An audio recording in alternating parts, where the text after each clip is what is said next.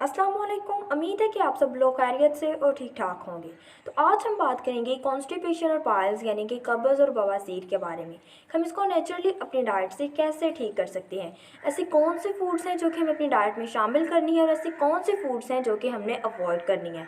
अगर किसी भी इंसान को कब्ज़ का मसला है तो हमें इसका फ़ौरी हल कर लेना चाहिए, क्योंकि अगर कॉन्स्टिपेशन का मसला 3 मंथ से ज़्यादा टाइम के लिए हो जाए तो इससे बवासीर यानी कि पाइल्स का रिस्क भी बढ़ जाता है, जिसमें बाज़ केसेस में हमें ऑपरेट भी करवाना पड़ता है। और वैसे भी कॉन्स्टिपेशन को मदर ऑफ डिजीज़ यानी कि बीमारियों की माँ कहा जाता है। अगर किसी भी इंसान को कॉन्स्टिपेशन का मसला है तो उसमें दूसरी बीमारियों का रिस्क भी बढ़ जाता है। उन बीमारियों की जड़ कहीं ना कहीं कब्ज़ ही मौजूद होती है। उसके बाद हम बात करेंगे कि ऐसे कौन से फूड्स हैं जो कि कॉन्स्टिपेशन के पेशेंट्स के लिए बेस्ट हैं और हमें अपनी डाइट में शामिल करनी चाहिए।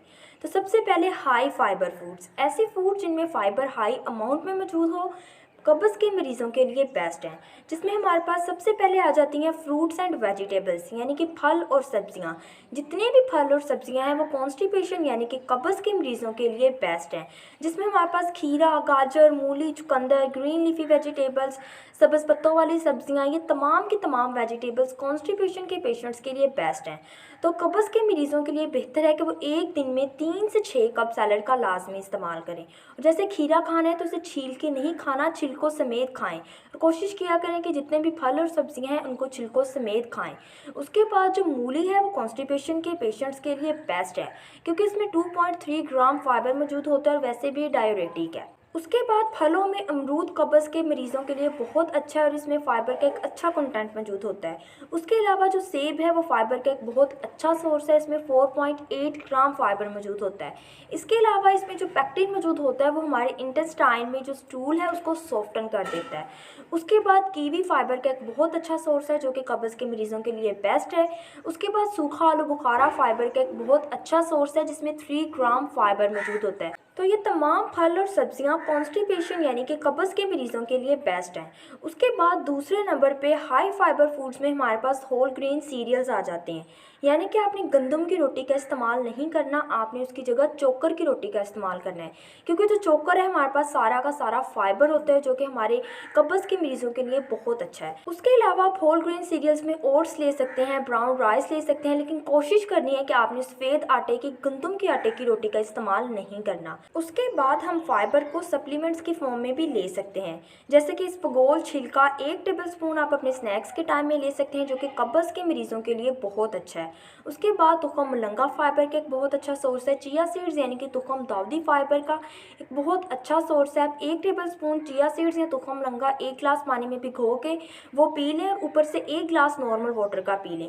ये तमाम फाइबर के जो सोर्सेज हैं हम इनको सप्लीमेंट्स की फॉर्म में भी ले सकते हैं जो कि कब्ज़ के मरीज़ों के लिए बहुत अच्छे हैं। हाई फाइबर फूड्स के बाद कब्ज़ के मरीज़ इसेंशियल हेल्दी फैट्स का इस्तेमाल लाजमी करें, क्योंकि बाज़ औक़ात हमारी आंतों में, हमारे डाइजेस्टिव सिस्टम में खुश्की हुई होती है जो कि कब्ज़ की वजह बनती है।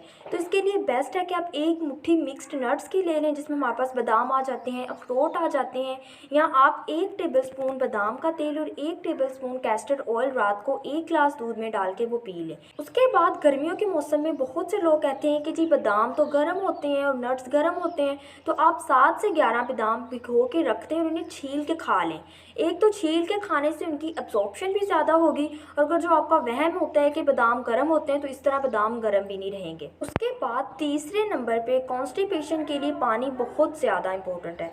हम अपनी खुराक जितनी भी अच्छी कर लें, 6 से 7 कप सैलड का भी एक दिन में खा लें, वेजिटेबल्स का इस्तेमाल करें, फ्रूट्स का इस्तेमाल करें, फाइबर रिच फूड्स का इस्तेमाल करें, लेकिन जब तक हम पानी का इंटेक ज़्यादा नहीं करेंगे हमारा मसला हल नहीं होगा। जो कॉन्स्टिपेशन की सबसे बड़ी वजह होती है वो डिहाइड्रेशन यानी कि पानी की कमी होती है। तो इसीलिए कम से कम कॉन्स्टिपेशन के पेशेंट्स एक दिन में 8 से 12 गिलास पानी का लाजमी इंटेक करें। इसके अलावा प्रोबायोटिक्स यानी कि हमारी गट में 2 तरह के बैक्टीरिया होते हैं, एक हेल्दी बैक्टीरिया और दूसरे अनहेल्दी बैक्टीरिया। अगर हम किसी भी मेडिसिन का कोर्स करते हैं या हमें कोई बीमारी ऐसी आ जाती है कि हमारी गट में जो हेल्दी बैक्टीरिया हैं वो ख़त्म होना शुरू हो जाते हैं, वो बिल्कुल ख़त्म हो जाते हैं, तो इन केस में आप प्रोबायोटिक का कोर्स ले सकते हैं। अपने डाइटिशियन से पूछ के किसी भी ब्रांड का प्रोबायोटिक का आप कोर्स ले सकते हैं। या अगर अपनी डाइट से प्रोबायोटिक्स हासिल करना चाहते हैं तो जो दही है वो प्रोबायोटिक का बहुत अच्छा सोर्स है, तो आप एक दिन में 1 कप दही का लाजमी इस्तेमाल करें।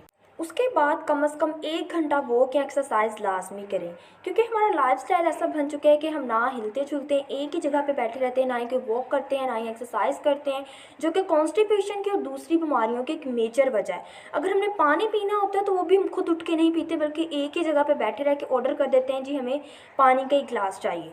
तो वर्कआउट लाज़मी करें, कम से कम 1 दिन में 1 घंटा वॉक कर लें, एक्सरसाइज कर लें, रोप स्किपिंग कर लें, स्विमिंग कर लें, जो भी एक्सरसाइज आपको सूट करे वो 1 दिन में 1 घंटा एक्सरसाइज लाज़मी करें। उसके बाद हम बात कर लेते हैं कि ऐसे कौन से फूड्स हैं जो कि कॉन्स्टिपेशन की मेजर वजह बनती हैं, जिनमें सबसे पहले हमारे पास जंक फूड्स आ जाती हैं, जिनमें हमारे पास पिज़्ज़ा और बर्गर वगैरह आ जाते हैं, जो कि कॉन्स्टिपेशन की एक बहुत बड़ी वजह है, क्योंकि इन चीज़ों में फाइबर ना होने के बराबर होता है।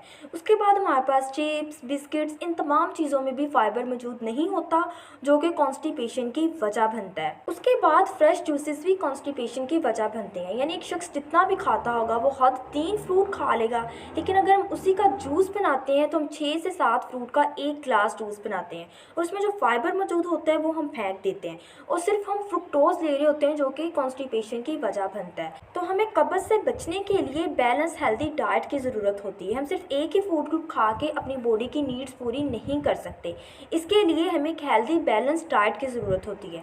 तो आप इन तमाम डाइट टिप्स को फॉलो करके कब्ज़ से बच सकते हैं। तो उम्मीद है कि आपको मेरी आज की वीडियो पसंद आई होगी। अगर आप मज़ीद ऐसे इन्फॉर्मेटिव वीडियोज़ हासिल करना चाहते हैं तो आप मेरे चैनल को सब्सक्राइब कीजिए और दबाइए बेल आइकन का बटन। शुक्रिया।